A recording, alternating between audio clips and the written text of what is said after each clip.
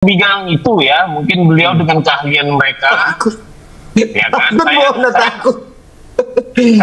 sebenarnya penelitian kebijakan publik mengantarkan dokumennya, karena saya memang menjalankan undang-undang pelayanan publik dan menguasai undang-undang keterbukaan informasi publik, seperti itu. Ya, bagus. Oke. Bagus. Bang Ade, silakan Bang Ade. Ya, jadi ini bagus Bang Bona ini. Artinya dia nggak mau ikut-ikutan bilang palsu, ya kan? Karena dia juga takut terjebak di dalam situasi yang sudah dibuat Roy Suryo CR dengan teroris buat seolah-olah ini adalah palsu. Yang menjadi poin dari hal ini adalah ya bahwa di sini semakin kelihatan karena sebenarnya mendapatkan hasil fotokopian dari KPU itu nggak ada poinnya tuh, ya kan? Nggak membuktikan apa-apa tuh, ya kan?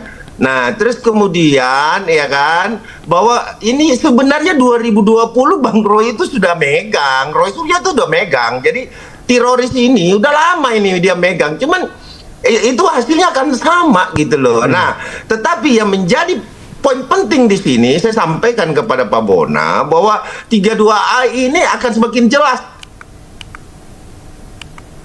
Oke. Ya, manipulasi data pribadi orang nih. Nah, ini akan masuk nih laporan di mana yang paling ditakutkan oleh teroris ya bahwa akan ada pasal 32 nih merubah wujud sesuatu nggak sesuai dengan aslinya. Kenapa saya bilang begitu? Ya, di dalam legalisasi stempel yang dilakukan oleh UGM sesuai aslinya. Ya, itu yang pertama. Otoritas mengatakan itu sesuai dengan aslinya. Ini hati-hati nih Bang Bona, saya ingatkan juga agak berhati-hati dalam bernarasi. Kenapa? Karena pihak UGM kemudian 2 tahap di situ ya, kita tahu panitia pelaksana pemilu itu memverifikasi 2 langkah. Ada yang namanya verifikasi faktual dan verifikasi administrasi, ya. Ini agak hati-hati nih kita nih. Nah, bahwa kemudian verifikasi faktual itu pengecekan betul-betul tuh. Mana aslinya, kemudian mana fotokopinya, terus disandingkan tuh sama KPU. Oh iya. Terus yang legalisir itu faktualnya dia akan meng-cross check langsung kepada otoritas pembuat ijazah. Ya, bukan ke pramuka tuh sesuai dengan yang di booming-boomingkan ya kan. Tentunya KPU sesuai prosedur administrasi, saya rasa pakar administrasi itu Bang Bona tuh ngerti tuh, ngecek ke mana, ke otoritas. Nah, setelah otoritas menyampaikan clear and clean ya itu kemudian baru dijadikan sahnya satu pendaftaran sebagai panitia pemilu pada saat itu.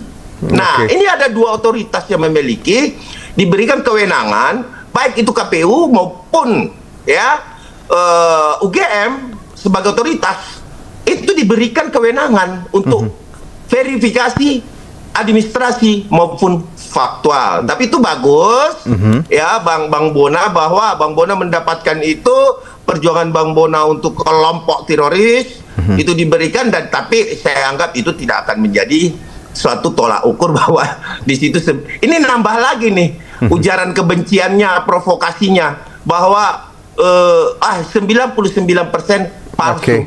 Padahal yang didapatkan adalah fotokopian yang sudah dilegalisir oleh otoritas.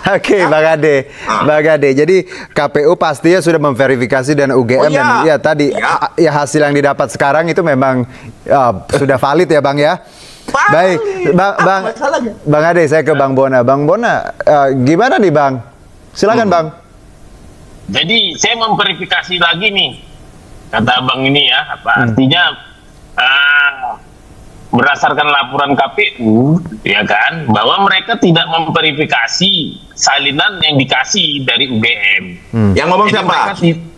Ada di rekaman di video Sentana itu live. Jadi KPU itu bilang mereka hanya menerima fotokopi terlegalisir dan diupload melalui aplikasi. Dan itu karena katanya dapat memverifikasi, mereka tidak melakukan verifikasi karena mereka merasa tidak perlu dan menganggap yang diupload itu sudah sah. Makanya ternyata semuanya tadi juga KPUD juga seperti itu ternyata tanya-tanya. Jadi memang dengan adanya mulai masuk unsur-unsur digitalisasi. Jadi ya, Bang Bona, Bang Bona, sebentar Bang Ade. Bang Bona, jadi yang ijazah yang ada di KPU dan KPUD itu tidak verifikasi, mereka hanya nerima gitu, Bang Bona? Ya, jadi ini Pak Bona nih penting sekali di sini sebagai pengamat kebijakan publik. Ya. Bang Ade, izin Bang Ade kita ke Bang Bona dulu ya, sebentar aja Bang Ade, nanti Bang Ade ya. Jadi Bang Bona tadi dari pengakuan KPUD bahwa mereka memang hanya menerima dan tidak verifikasi, begitu penegasannya? Ya itu fakta ya, sudah ada rekamannya kok. Jadi memang saya selaku peneliti kan memang harus memastikan data yang saya dapat ini sampah atau tidak kan gitu kan. Seperti itu. Jadi ternyata waktu itu petugas KPU-nya menyatakan di peraturan KPU-nya memang begitu bunyinya, dan mereka kasih tunjuk waktu itu bahwa mereka tidak wajib memverifikasi fotokopi yang dilegalisir. Baik, gitu. Langsung Bang Ade, silakan. Jadi gini, jelas itu ada dua langkah ya, verifikasi administrasi, verifikasi faktual. Tidak bisa kita indahkan itu. Kalau memang ada itu kebijakan publik ini, bagus sih Bang Bona nih.